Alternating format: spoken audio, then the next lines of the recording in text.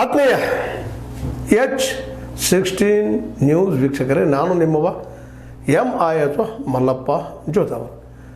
ನಾನೊಂದಿಷ್ಟು ವರದಿ ನೋಡ್ತಾ ಇದ್ದೆ ಪತ್ರಿಕೆಗಳಲ್ಲೇ, ವಿಶೇಷವಾಗಿ ನಮ್ಮ ಮಾಹಿತಿ ಹಕ್ಕು ಹೋರಾಟಗಾರ ಭೀಮಪ್ಪ ಗಡಾದವರು ಈ ಹಿಡಕಲ್ ಜಲಾಶಯದ ಕುರಿತಾಗೆ, ಆ ನೀರಿನ ಕುರಿತಾಗೆ, ಕೈಗಾರಿಕಾ ಪ್ರದೇಶಕ್ಕೆ ನೀರು ಒಯ್ಯೋದ್ರ ಕುರಿತಾಗೆ ಒಂದಿಷ್ಟು ಮಾತುಗಳನ್ನಾಡಿದ್ದಾರೆ. ಅದೇ ಕಾಲಕ್ಕೆ ನಮ್ಮ ಸತೀಶ್ ಜಾರಕಿಹೊಳಿ ಅವರಾದರೂ ಸಹಿತ ಉಸ್ತುವಾರಿಯವರು ಇದಕ್ಕೆ ಸಂಬಂಧಿಸಿದಂಗೆ ಕೆಲವೊಂದು ಮಾತಾಡಿ ಆರಂಭದಲ್ಲಿ ನಾವು ಇದನ್ನು ವಿರೋಧ ಮಾಡಿದ್ದೀವಿ.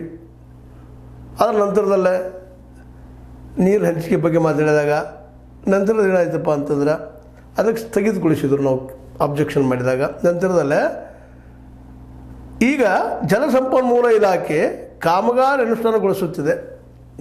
ಜಲಸಂಪನ್ಮೂಲ ಇಲಾಖೆ ಅದು ಕಾಮಗಾರಿ ಮುಂದುವರಿಸೋದು, ನೀರು ಸಪ್ಲೈ ಮಾಡೋದು ಧಾರವಾಡಕ್ಕೆ.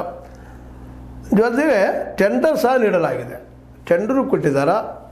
ಹಿಡಕಲ್ ಡ್ಯಾಮ್ನಲ್ಲಿ 2.5 TMC ಅಡಿ ನೀರನ್ನು ಕೈಗಾರಿಕೆಗಳ ಬಳಕೆಗೆ ಕಾಯ್ದಿರಿಸಲಾಗಿದೆ.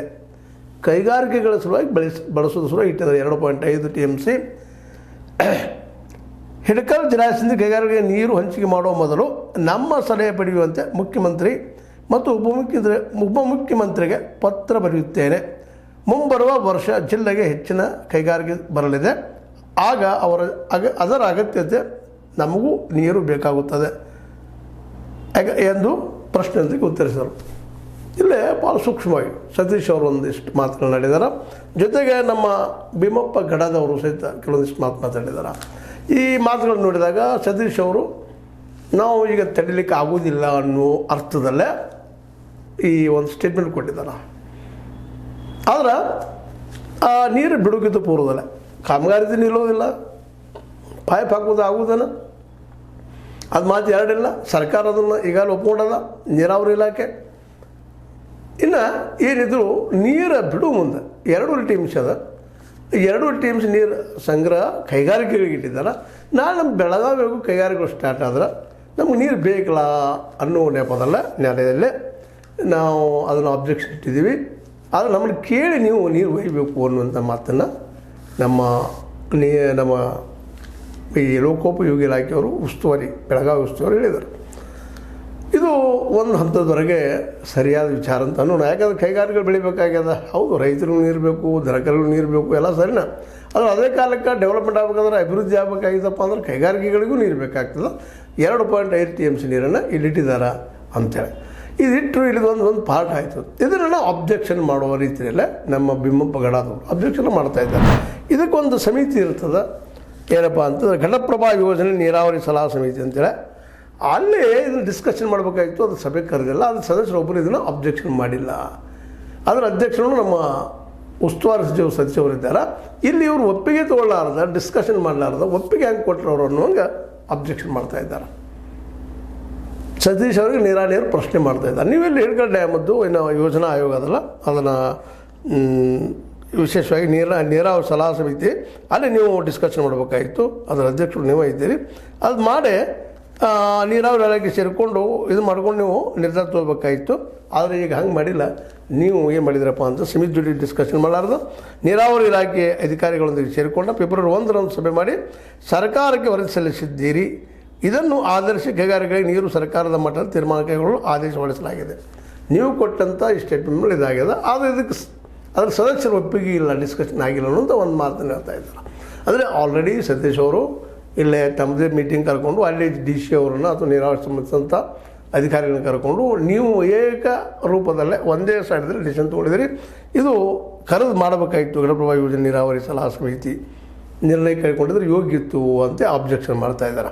ಅಬ್ಜೆಕ್ಷನ್ ಮಾಡೋ ಜೊತೆಗೆ ಇಷ್ಟೆಲ್ಲ ಬೆಳವಣಿಗೆ ನಿರಂತರವಾಗಿ ನಡೆಯುತ್ತಿದ್ದರು. ಘಟಪ್ರಭಾ ಯೋಜನೆ ನೀರಾವರಿ ಸಲಹಾ ಸಮಿತಿಯಲ್ಲಿ ಇರುವ ಯಾವೊಬ್ಬ ಸದಸ್ಯರು ನೀರು ಹಂಚಿಕೆ ಬಗ್ಗೆ ವಿರೋಧಿಸುತ್ತಿಲ್ಲ. ಆ ನೀರಾವರಿ ಏನು ಸಲಹೆ ಕೊಡೋದಿತ್ತು ಸಮಿತಿ, ಅದರಾಗ ಯಾರು ಸದಸ್ಯರು ಇದನ್ನು ವಿರೋಧ ಮಾಡಲಿಲ್ಲ, ಅವರೆಲ್ಲ ಒಪ್ಪಿಗೆ ಕೊಟ್ಟಿದ್ದಾರೆ. ಅಂದರೆ ಸತೀಶ್ ಅವ್ರ ಮುಂದೆ ಮಾತಾಡಲಿಕ್ಕೆ ಹೋಗಿಲ್ಲ ಅನ್ನುವಂಗೆ ಅವರು ಆರೋಪ ಮಾಡ್ತಾ ಇದ್ದಾರೆ. ಇದನ್ನು ಗಮನಿಸಿದರೆ ರೈತರು ಸಾರ್ವಜನಿಕರ ಹಿತವಾಗಿತ್ತು, ಬಂಡವಾಳಶಾಹಿಗಳಿಗೆ ಮನೆ ಹಾಕಲು ಎಲ್ಲರೂ ಮುಂದಾಗಿರುವುದು ಸ್ಪಷ್ಟವಾಗುತ್ತದೆ. ಆ ಸದಸ್ಯರು ಜೊತೆಗೆ ಅದರ ಅಧ್ಯಕ್ಷರಾದಂಥ ಸತೀಶ್ ಅವರು ಇಲ್ಲಿ ರೈತರ ಸಮಸ್ಯೆಗಳನ್ನು ಅವರ ಜನಕರುಗಳಿಗೆ ಬೇಕಂತ ನೀರಿನ ಬಗ್ಗೆ ವಿಚಾರ ಮಾಡಲಾರದು ಒನ್ ಸೈಡೆಡ್ ಡಿಸಿಷನ್ ತೊಗೊಂಡಾರ ಅಂತ ಆರೋಪ ಮಾಡ್ತಾ ಇದ್ದಾರೆ. ಅದ್ರ ಜೊತೆಗೆ ಇನ್ನೂ ಒಂದಿಷ್ಟು ಮುಂದುವರೆಗೆ ಕೈಗಾರಿಕೆಗಳಿಗೆ ಹಿಡಕಲ್ ಜಲಾಶಯದ ನೀರು ಹಂಚಿಕೆ ವಿರೋಧಿಸಿ ಆರಂಭಗೊಂಡ ಹೋರಾಟ ಈಗ ತೀವ್ರಗೊಳ್ಳುತ್ತದೆ. ಈ ಹೋರಾಟ ಮುಂದುವರೆದು ಹೆಚ್ಚಾಗಲಿಕ್ಕತ್ತದೆ ರೀ. ಇದರಿಂದ ಕಾನೂನು ಮತ್ತು ಸುವ್ಯವಸ್ಥೆ ಧಕ್ಕೆ ಬಂದರೆ, ಸರ್ಕಾರಿ ಆಸ್ತಿ ಪಾಸ್ತಿಗೆ ಹಾನಿ ಆದರೆ ಅದಕ್ಕೆ ಸರ್ಕಾರವೇ ನೇರ ಹೊಣೆ. ಇಂಥ ಘಟನೆಗಳು ನಡೆಯುವ ಮುನ್ನ ಧಾರವಾಡ ಕೈಗಾರಿಕೆಗಳಿಗೆ ನೀರು ಪೂರೈಸುವ ವಿಷಯದಲ್ಲಿ ಚರ್ಚಿಸಿ ಸೂಕ್ತ ನಿರ್ಧಾರ ಕೈಗೊಳ್ಳಲು ತಕ್ಷಣ ಸಮಿತಿ ಸಭೆ ಕರೆಯಬೇಕು. ಅದಕ್ಕೆ ಸಮಿತಿ ಸಭೆ ಕರೀರಿ, ನೀವು ಒಂದು ಸೈಡಲ್ಲಿ ತೊಗೊಳ್ಳಿಕ್ಕೆ ಹೋಗ್ಬೇಡ್ರಿ. ಡಿ ಸಿ ಅವರು ಅಥವಾ ನೀರಾವರಿ ಸಂಬಂಧಿಸಿದ ಇಲಾಖೆ ಅಧಿಕಾರಿಗಳಲ್ಲ, ಇಲ್ಲಿ ಸಭೆ ಕರೀರಿ. ಕರೆದವ್ರು ಏನು ಒಪ್ಕೋತಾರೋ ಇಲ್ಲೋ, ಇಲ್ಲಿವರೆಗೆ ಮಾತ್ರ ವಿರೋಧ ಮಾಡಿಲ್ಲ ಅನ್ನೋ ಮಾತು ಅವರು ಸ್ವತಃ ಹೇಳ್ತಾ ಇದ್ದಾರೆ. ವಿರೋಧ ಮಾಡಿಲ್ಲ ಅಂತಂದ್ರೆ ಇದು ಏನಪ್ಪ ಅಂದರೆ ಅವ್ರು ಒಪ್ಪಿಗೆ ಇದ್ದಂಗೆ ಮೌನ ಅನ್ನೋದು ನಾವು ತಿಳ್ಕೊಳ್ತೀವಿ. Understood of that thing. ಆದರೆ ಅದನ್ನು ಇವತ್ತು ನೀವು ಕರಿಬೇಕು ಅನ್ನೋದು ಒತ್ತಡ ತರ್ತಾ ಇದ್ದಾರೆ. ಇದು ಇಲ್ಲಿ ಭಾಳಷ್ಟು ಪ್ರಶ್ನೆಗಳಿಗೆ ಉತ್ತರ ಹುಡುಕಬೇಕಾಗಿದೆ. ಒಂದನೇದಾಗೆ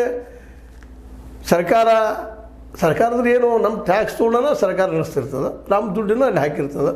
ಹೀಗಾಗಿ ಸರ್ಕಾರಕ್ಕೊಂದು ನಿರ್ಣಯ ತೆಗೆದುಕೊಳ್ಳುವಂಥ ಹಕ್ಕಿರ್ತದೆ.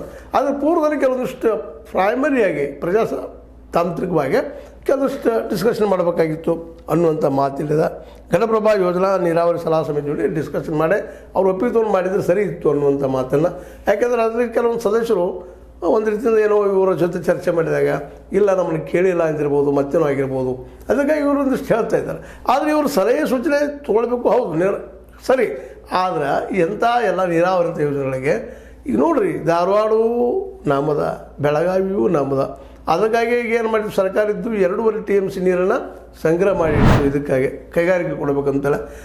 ನಂತರದಲ್ಲಿ ಈಗ ಅದಕ್ಕೆ ತಕ್ಕಂಗೂ ಮತ್ತು ಇಲ್ಲ ಸತೀಶ್ ಅವರು ಏನು ಹೇಳಿ ಕೊಟ್ಟರಪ್ಪ ಅದಕ್ಕಂತಂದ್ರೆ, ನೀವು ಈಗೇನೋ ಮಾಡ್ತೀರ ಮಾಡಿ ನೀರು ತೊಗೊಂಡು ನಡೀತದೆ. ಆದ್ರೆ ನಾವು ಮುಂದಿನ ದಿನಗಳಲ್ಲಿ ನಮ್ಮ ಬೆಳಗಾವಿಯಲ್ಲಿ ಇಂಡಸ್ಟ್ರಿಗಳು ಡೆವಲಪ್ ಆಗ್ತಾವೆ, ಅದಕ್ಕೆ ನೀರಿನ ಕೊರತೆ ಆಕೈತಿ. ಏನು ಅದಕ್ಕಾಗಿ ನಮ್ಮನ್ನು ಈಗ ನೀರು ಬಿಡುಗಿದಪ್ಪ ಮೇಲೆ ನಮ್ಮನ್ನು ಕೇಳಾರ್ದ ನೀರು ಬಿಡಬೇಡ ಅಂತೇಳಿ ಅಡ್ಡಗೋಡಿ ಮೇಲೆ ದಿಪ್ಪಟ್ಟಂಗೆ ಮಾತಾಡಿದ್ದಾರೆ.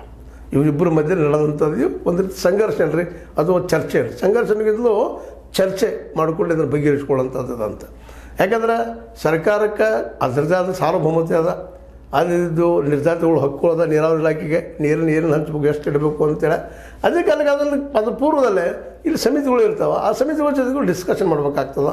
ಆ್ಯಕ್ಚುಲಿ ನೀರು ಎಷ್ಟಿರ್ತದೆ, ಏನು ಎಂತು ಅನ್ನೋದು ಈ ಸಮಿತಿಗೂ ಗೊತ್ತಿರ್ತದೆ. ಮತ್ತು ಈ ಸಮಿತಿ ಇರೋದ್ರಿಂದ ಅದ್ರ ಸಲಹೆ ಸೂಚನೆ ಪಡೆಯೋದ್ರಲ್ಲಿ ಏನು ತಪ್ಪಿಲ್ಲ. ಆ ಸದಸ್ಯರಲ್ಲಿ ವಿಶ್ವಾಸ ತೊಗೊಂಡು ಮಾಡಿದ್ರೆ ಯೋಗ್ಯತ್ತು ಅನ್ನೋಂಥ ಒಂದು ಅಭಿಪ್ರಾಯ ಅದ. ಇನ್ನು ಚಳವಳಿ ಮಾಡೋದು, ಹೋರಾಟ ಮಾಡೋದು ಗಣದವ್ರ ಹಕ್ಕದ. ಇದು ತಪ್ಪಂತ ವಿರೋಧ ಮಾಡ್ಬೋದು, ಬೇಡ ಅದನ್ನು ಅಲ್ಲಿ ನಿಲ್ಲಿಸಲೂಬೋದು. ಎಲ್ಲ ಅವ್ರ ಕೈಯಲ್ಲಿದೆ ವಿರೋಧ ಮಾಡುವಂಥ, ಅಲ್ಲಿ ರೈತರ ಕೈಯಲ್ಲಿದೆ. ಇನ್ನು ರೈತರು ಇದನ್ನು ಡಿಸ್ಕಷನ್ ಮಾಡುವಂಥ ವಿಷಯ. ಅದಕ್ಕಾಗಿ ಇಲ್ಲಿ ಭಾಳ ಜಾಣತನದಿಂದ ಸತೀಶ್ ಅವರಂತೆ ಅಷ್ಟೇ ಜಾಣತನದಿಂದ ಏನು ಮಾಡಿದಾರಪ್ಪ ಅಂತಂದ್ರೆ, ತಮ್ಮ ಹೇಳೋ ಮುಂದೆ ಈ ಕೈಗಾರಿಕೆ 2.5 TMC ಇಟ್ಟಿದ್ದಾರಪ್ಪ, ಡಿಸ್ಕಷನ್ ಆಗಿದೆ. ಇವರು ರಿಪೋರ್ಟ್ ಮೇಲೆ ಆಗಿದ್ದದು. ಸತೀಶ್ ಅವರು ಏನು ಕಳಿಸಿದ್ದಾರೆ ಡಿ ಸಿ ಅವ್ರ ಜೊತೆ ಇನ್ನೊಂದು ಜೊತೆ ಚರ್ಚೆ ಮಾಡಿ ಅದ್ರ ರಿಪೋರ್ಟ್ ಮೇಲೆ ಆದಿದ್ದು. ಅದರಲ್ಲಿ 2.5 TMC ಮಾತ್ರ ಕೈಗಾರಿಕೆ ಇಟ್ಟಿದ್ದಾರೆ. ಮತ್ತು ಕೈಗಾರಿಕೆಗಳು ಬೇಕು, ಡೆವಲಪ್ ಆಗಬೇಕಾದ್ರೆ ಕೈಗಾರಿಕೆಗಳು ಬೇಕಾಗ್ತಾವೆ. ಅದಕ್ಕೆ ನಾವು ಇಟ್ಟಿದ್ದೀವಿ. ಮೋಸ್ಟ್ಲಿ ಇದನ್ನು ಈ ರೀತಿ ಬಗೆಹರಿಸ್ಬೋದು. ನಾಳೆ 1.25 TMC ಬೆಳಗಾವಿಗೆ, ಇನ್ನೂ 1.20 TMC ಧಾರವಾಡಕ್ಕಂತೂ ಆಗ್ಬೋದು. ಯಾಕಂತಂದ್ರೆ ಸಲಹೆ ಕೇಳಬೇಕಾಗಿದ್ದು ಸರ್ಕಾರದ ಕೆಲಸನೂ ಹೌದು, ಮತ್ತು ಉಸ್ತುವಾರಿ ಅವ್ರ ಕೆಲಸನೂ ಹೌದು. ಉಸ್ತುವಾರಿ ಅವರ ಅಧ್ಯಕ್ಷರು ಇರೋದ್ರಿಂದ ಅದನ್ನು ಒಪ್ಪಿಗೆ ಕೊಟ್ಟಿದ್ದಾರೆ. ಮೋಸ್ಟ್ಲಿ ಡಿಸ್ಕಷನ್ ಆಗೋದು ಇಲ್ಲೋ, ನಮ್ಮ ಗಣದವರ ಅಭಿಪ್ರಾಯದಲ್ಲಿ ಅದು ಆಗಿಲ್ಲ. ಯಾವ ಸದಸ್ಯರು ಇದು ವಿರೋಧ ಮಾಡಿಲ್ಲ. ಎರಡೂ ಮಾತನ್ನು ಅವ್ರು ಮಾತಾಡ್ತಾರೆ. ಇದಕ್ಕಿನ್ನ ಉತ್ತರ ಸಿಗಬೇಕಾಗಿದ್ದು ಓಪನ್ ಆಗಿ ನಮ್ಮ ಸತೀಶ್ ಅವರು ಏನು ಉತ್ತರ ಕೊಡ್ತಾರೆ ಇದಕ್ಕೆ ಅನ್ನಿಸಿದಷ್ಟು ಮುಖ್ಯ. ಅದ್ರ ಜೊತೆಗೆ ನಮ್ಮ ಗಣದವರು ಹೋರಾಟ, ಇವರು ಹೋರಾಟನ ಯಾವ ರೀತಿ ಮುಂದೆ ತೆಗೆದುಕೊಂಡು ಹೋಗ್ಬೋದು. ಯಾಕಂದರೆ ಹಿಡಕಲ್ ಜಲಾಶಯದ ನೀರು ಮಾತ್ರ ನಿಶ್ಚಿತವಾಗಿಯೂ ಕೈಗಾರಿಕೆಗಳಿಗೆ ಹೋಗೋದು ಗ್ಯಾರಂಟಿ ಅನ್ನೋದು ಈ ಎಲ್ಲ ಮಾತುಕತೆಯಿಂದ ವಾತಾವರಣ ಅನ್ನಿಸ್ಲಿಕ್ಕತ್ತದ. ಮತ್ತು ಎಲ್ಲರೂ ಭಾವನಾತ್ಮಕವಾದ ಹೋರಾಟಗಳಿಂದ ಮಾಡೋದು ಸಾಧ್ಯ ಇರೋದಿಲ್ಲ. ಕೆಲವೊಂದು ವಿಚಾರಗಳು ಮಾಡಿಕೊಂಡು ಡಿಸ್ಕಷನ್ ಮಾಡಿ ಯಾರಿಗೂ ಅನ್ಯಾಯ ಆಗದಂಗೆ ಎಲ್ಲರಿಗೂ ನೀರು ಸಿಗುವಂಥ ಒಂದು ವ್ಯವಸ್ಥೆ, ಮಧ್ಯಮ ಮಾರ್ಗವನ್ನು ಅರಿಸ್ಟಾಟಲ್ ಮಾರ್ಗ ಅಂತ ಹೇಳ್ತೀವಿ ನಾವು, ಎಲ್ಲರೂ ಒಳಗೊಳ್ಳುವಂಥ ಒಂದು ಡಿಸಿಷನ್ ತೊಗೊಂಡು ಭಾಳ ಉತ್ತಮ ಅಂತೇಳಿ ನಮ್ಮ ಅಭಿಪ್ರಾಯ. ಇನ್ನು ಸತೀಶ್ ಮತ್ತು ಗಣದವ್ರು ಯಾವ ರೀತಿಯಾಗಿ ಇದನ್ನು ತೆಗೆದುಕೊಳ್ತಾರೆ ಅನ್ನೋದು ಅವ್ರಿಗೆ ಬಿಟ್ಟಂಥ ವಿಷಯ. ಏನೋ ಆದರೂ ನೀರು ಅಲ್ಲಿ ಕೈಗಾರಿಕೆ ಬೆಳಿಬೇಕಾಗ್ಯದ, ಅದಕ್ಕೂ ನೀರು ಬೇಕಾ. ಅಲ್ಲಿ ನವಿಲು ತೀರ್ಥದಾಗ ಎಷ್ಟು ಸ್ಟೋರೇಜ್ ಅದ, ಇಲ್ಲಿ ಎಷ್ಟು ಸ್ಟೋರೇಜ್ ಅದ. ಮತ್ತು ಎರಡೂ ಕಡೆ ನೀರನ್ನು ಎರಡೂ ಕಡೆ ಬಳಸುವಂಥ ಒಂದು ವ್ಯವಸ್ಥೆ ಆದರೆ ಇನ್ನೂ ಉತ್ತಮ. ಕೇವಲ ಹಿಡಕಲ್ ಜಲಾಶಯದಷ್ಟೇ ಧಾರವಾಡಕ್ಕೆ ಹೋಗ್ಬೇಕು, ಆ ನವಿಲು ತೀರ್ಥದಲ್ಲಿ ಬರೋ ಹಾಗಿಲ್ಲ ಅಂತ ಏನಿಲ್ಲ. ಇಲ್ಲೂ ಮಾಡ್ಬೋದು, ಅದು ನೀರು ತೊಗೋಬೋದು ಜಲಾಶಯದ.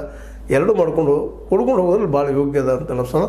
ಅದೇ ಕಾಲಕ್ಕೆ ಈ ಒಂದು ನಮ್ಮ ಗಣದವರು ಹೇಳುವಂಗೆ ಘಟಪ್ರಭಾ ಆ ಯೋಜನೆ ನೀರಾವರಿ ಸಲಹಾ ಸಮಿತಿಯಿಂದ ನಿರ್ಣಯ ತೆಗೆದುಕೊಳ್ಳೋದು ಯೋಗ್ಯ. ಅಧ್ಯಕ್ಷರು ಸಹಿ ಮಾಡಿದರೆ ಅದು ಮುಗಿದಂಗಲ್ಲ, ಸದಸ್ಯನ ಕರೆಸಿ ಮಾಡಬೇಕು ಅನ್ನೋದು ಅವ್ರ ಅಭಿಪ್ರಾಯದ. ಇದಕ್ಕೆ ಇನ್ನು ಸತೀಶ್ ಅವ್ರು ಯಾವ ರೀತಿ ಉತ್ತರ ಕೊಡ್ತಾರೋ, ಅವ್ರು ಯಾವ ರೀತಿ ಉತ್ತರ ಕೊಡ್ತಾರೋ. ಆದರೆ ರಾಜ್ಯ ಮಟ್ಟದಾಗ ಮಾತ್ರ ಇದೊಂದು ಅಗದಿ ಕಾಂಪ್ಲೆಕ್ಸ್ ಇತ್ತು. ಈ ವಿಷಯದೊಳಗೆ ಅವ್ರನ್ನ ಕೇಳಲಾರ್ದ ಮಾಡಿದ್ದಾರೆ ಅಂತ ಆರೋಪ ಇತ್ತು. ಅದಕ್ಕೆ ಇವತ್ತು ಒಪ್ಪಿಗೆ ತೊಗೊಂಡ್ರು DKಶಿ ಅವರು. ಅವ್ರು ಒಪ್ಪಿಗೆ ತೊಗೊಂಡು ನೀರು ಒಯ್ಯುವಂಥ ಕೆಲಸ ಮಾಡಿದ್ದಾರೆ. ಹೀಗಾಗಿ ನಮ್ಮ ಸತೀಶ್ ಮತ್ತು DKಶಿ ಮಧ್ಯದ ಒಂದು ಶೀತಲ ಸಮರ ಅಲ್ಲಿ ಎಂಡಾದಂಗೆ ಆಗ್ಯದ. ಇನ್ನು ಈ ಸಮರಕ್ಕೆ ಇಲ್ಲಿ ನಮ್ಮ ಗಡಾದವ್ರು ಶುರು ಮಾಡಿದ್ದಾರೆ. ಅವ್ರು ಕೇಳೋದ್ರಲ್ಲಿ ಅರ್ಥದ, ಅವುಗಳಿಗೆ ಉತ್ತರ ಹುಡುಕುವಂಥ ಕೊಡುವಂಥ ಕೆಲಸವನ್ನು, ಯಾಕೆಂದರೆ ಜನರ ಪರವಾಗಿ ಕೇಳುತ್ತಿರುವಂಥ ವ್ಯಕ್ತಿ ಇರೋದರಿಂದಾಗೆ ಮತ್ತು ಜನರ ಸಮಸ್ಯೆ ಇರೋದರಿಂದಾಗೆ, ರೈತರ ಸಮಸ್ಯೆ ಇರೋದರಿಂದಾಗೆ ಇದಕ್ಕೆ ಉತ್ತರ ಹುಡುಕುವಂಥ ಕೆಲಸವನ್ನು ಸತೀಶ್ ಅವರು ತಮ್ಮ ಒಂದು ವಿಚಾರನ ಹೇಳಿದರೆ ಯೋಗ್ಯ ಅಂತ ಹೇಳ್ದ. ಆದರೆ ಒಂದು ಮಾತು ಸತ್ಯದ, ಘಟಪ್ರಭಾ ನದಿ ನೀರು ಆದಷ್ಟು ಇಲ್ಲಿ ಜನರಿಗೆ ಮತ್ತು ಇಲ್ಲಿ ದನಕರುಗಳಿಗೆ, ಇಲ್ಲಿ ಜೀವಿಗಳಿಗೆ ಭಾಳ ಮುಖ್ಯ ಎಲ್ಲದಕ್ಕಿಂತಲೂ. ಆಮೇಲೆ ಕೈಗಾರಿಕೆ, ಇನ್ನುಳಿದ ವಿಷಯ ಕೈಗಾರಿಕೆ ಬೇಕು. ಬೆಳಗಾವಿಯ ಜಿಲ್ಲೆಯ ಕೈಗಾರಿಕೆಗಳಿಗೂ ಧಾರವಾಡ ಜಿಲ್ಲೆಯ ಕೈಗಾರಿಕೆಗಳಿಗೂ ನೀರನ್ನು ಒದಗಿಸೋದು ತಪ್ಪಲ್ಲ.